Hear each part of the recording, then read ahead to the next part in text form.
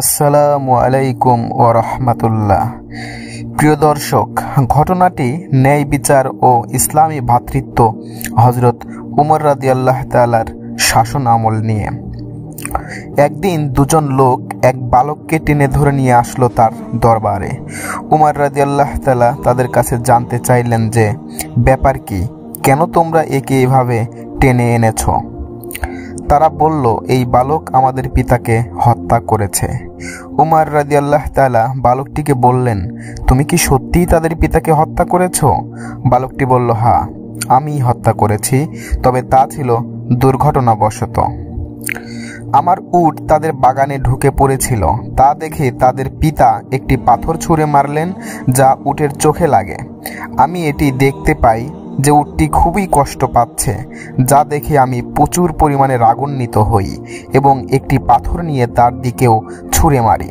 পাথরটি তার মাথায় লাগে এবং সে ঘটনাস্থলেই মারা যায়।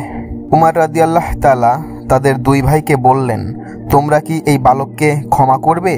তারা বলল, না, আমরা তার মৃত্যুদণ্ড চাই। উমর রাদিয়াল্লাহু তাআলা বালকটির কাছে জানতে চাইলেন, তোমার কি কোনো শেষ ইচ্ছা আছে? বালকটি বলল, হে বাদশাহ, আমার আব্বা মারা যাওয়ার সময় আমার ছোট ভাইয়ের জন্য কিছু সম্পদ রেখে যান, যা আমি এক জায়গায় লুকিয়ে রেখেছি, যেটা সম্বন্ধে কেউ জানে না। আমি 3 দিন আপনার দরবারে সময় চাই, যাতে আমি সেই জিনিসগুলো আমার ভাইকে দিয়ে আসতে পারি। আমার কথা বিশ্বাস করুন। উমর রাদিয়াল্লাহু তাআলা বললেন, আমি তোমাকে বিশ্বাস করতে পারি যদি তুমি একজন জামিন জোগাড় করতে পারো যে নিশ্চয়তা দেবে যে তুমি ফিরে আসবে। বালকটি দরবারের চারিদিকে তাকালো। এত মানুষের মধ্যে কেউ তার জামিনদার হওয়ার জন্য রাজি হলো না। সবাই নিচের দিকে তাকিয়ে রইল। হঠাৎ দরবারের পেছন থেকে একটি হাত উঠল। কার হাত ছিল এটি? এটি ছিল প্রখ্যাত সাহাবী আবু যার গিফারি রাদিয়াল্লাহু। তিনি বললেন, আমি তার জামিনদার হব। চিন্তা করুন, জামিন মানে হলো যদি বালকটি ফিরে না আসে তবে আবু যর গিফারি রাদিয়াল্লাহু তাআলা এর শিরচ্ছেদ করা হবে। সুতরাং বালকটিকে ছেড়ে দেওয়া হলো। একদিন গেল, দ্বিতীয় দিনেও বালকটি আসলো না এবং এভাবে তৃতীয় দিনে দুই ভাই আবু যর গিফারি রাদিয়াল্লাহুর কাছে গেল। আবু যর রাদিয়াল্লাহু বললেন, আমি মাগরিব পর্যন্ত অপেক্ষা করব। মাগরিবের কিছুক্ষণ আগে আবু যর গিফারি রাদিয়াল্লাহু তাআলা দরবারের দিকে রওনা হলেন। মদিনার লোকজন তার পেছন পেছন যেতে লাগলো। সবাই দেখতে চায় কি ঘটে। আবু যর রাদিয়াল্লাহু তাআলা একটি বালকের ভুলের কারণে আজ জীবন দিয়ে দিবেন?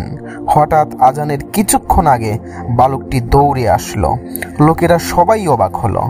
উমর রাদিয়াল্লাহু তাআলা বললেন, হে বালক, তুমি কেন ফিরে এসেছো? আমি তোমার পিছনে কোনো লোক পাঠাইনি। কোন জিনিসটা তোমাকে এখানে ফিরিয়ে আনলো? বালকটি বলল, আমি চাই না যে কেউ বলুক একজন মুসলিম কথা দিয়েছেন কিন্তু সে তা রাখেননি, তাই আমি ফিরে এসেছি। উমর রাদিয়াল্লাহু তাআলা আবু যর রাদিয়াল্লাহু তাআলাকে বললেন, হে আবু যর, তুমি কেন এই বালকের জামিনদার হলে? আবু যর রাদিয়াল্লাহু তাআলা বললেন, আমি দেখলাম একজন মুসলমানের সাহায্য প্রয়োজন। আমি চাই না যে কেউ বলুক একজন মুসলমানের সাহায্য প্রয়োজন ছিল কিন্তু কোনো মুসলমান তাকে সাহায্য করেননি। এ কথা শুনে দুই ভাই বলল, আমরাও চাই না যে কেউ বলুক একজন মুসলমান ক্ষমা চেয়েছিল কিন্তু অন্য মুসলমান তাদের ক্ষমা করেনি। তারপর বালকটি মুক্তি পেল।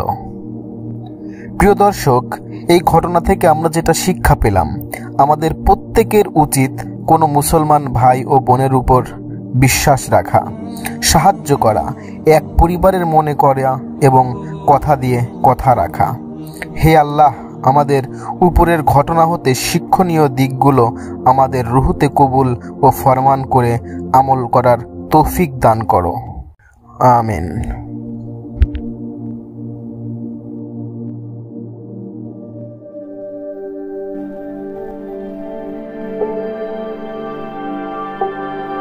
Islamic voyage.